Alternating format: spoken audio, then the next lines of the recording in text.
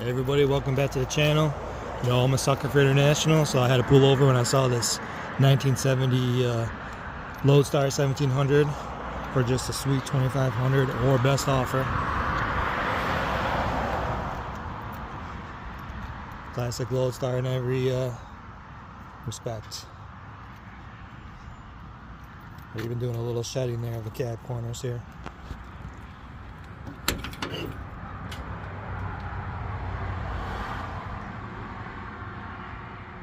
So it's got an Eaton 2-speed axle, 2 or 3.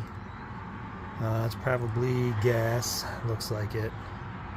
And just a neat old rig.